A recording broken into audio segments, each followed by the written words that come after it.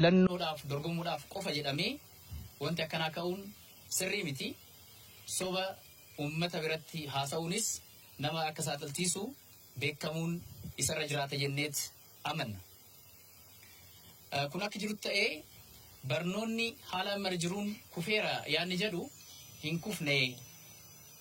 Kuffisuudhaaf cabiinsa barnootaa keessa rakkoolee turan sirreessuudhaaf paartiin badhaadhinaa kan qabatee hojjechaa jiru. Barumsi kufeera kan jedhu yaada sirrii akka hin taane sirriitti qabatamuu qaba jechuudha. Fiizii marraa kee irraa osoo hin jalqabe hedduu natti tola. Godaansa ogeeyyii fayyaa akkasumas mindaan kaffalamuuf gahaa kan taane akkasumas kan barsiisotaatiinis wal qabatee badhaadhinni mindaan kaffalamaa jiru gahaadha jedhee amanee hin beeku.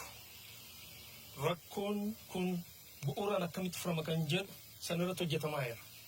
Hiriira ba'anii jiru jedhanii warra izeeman hiriiraan gaafachuun hin danda'amu. Garkumoo vaayirus kan jennu jeequmsi moo nayyamamu biyya diiga. Waan ijaaramee amma ijaan ilaalaa jiru bakkeetti dhaabannu kana. Isuma amma wiirtuu adawaa kana ilaala. Bineena meeqatu itti ba'e. Jeequmsi gaafa jiraatu kanatu diigama. Hiriiraan gaafachuun rakkoo hin qabu. Rakkoo kan qabu maalii gaafa jeequmsatu jijjiiramudha. Kana duuba waan jiru beekamaadha.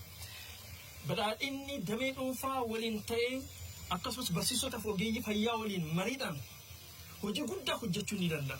Rakkoo kamiyyuu kan hin hiikamne hin jiru. Kana ilaaluun barbaachisaadha jennee ilaalla. Kanuma wal qabatee deddeebi'ee kan gaafatamu keessattuu abaa warraa izeemaa waliin ta'anii kufaatiin barumsaa jira. Waa'ee qorumsaati yeroo baay'ee kan qabu. Badhaadhinni dhugaa dubbachuudhaan waan jiru saaxiluudhaan waa'een barnootaa kan ka'e. Parsantaa hammanaatiiti kutaa 12 darbeera 3, 5, 8 kan jennu isaan parsantii 50 ol fidanidha. Kanaan alatti kan jiru parsantaa 40, 35 gadi bu'ee sanii gadis keessattuu remediyaaliidhaan 100 meeqaan kan lakkaa'aman yuunivarsiitii galaa jiru jechuudha.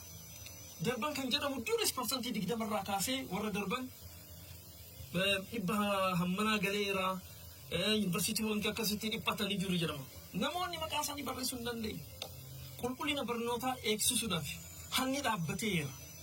Kanaaf biyya kan ijaaruu dandeenyu qulqullina barnootaa mirkaneessuudhaan yoo jennu qorumsarratti wanni hojjetamaa jiru hannaan kan wal qabatu hafee dhugaa gadi buunee hojii bu'uuraan hojjetamu sanarratti xiyyeeffachuun barbaachisaa waan ta'eef waa'een bajataa ka'eera. I think yoo shallagii herreegaan ta'iniin alatti waa'ee parsentaatti kan ta'eera. Seektara meeqa yeroo san ture? Yeroo san bajanni meeqa ture? Biliyoona meeqa ture? Har'a meeqadha? Kana ilaaluun barbaachisaadha.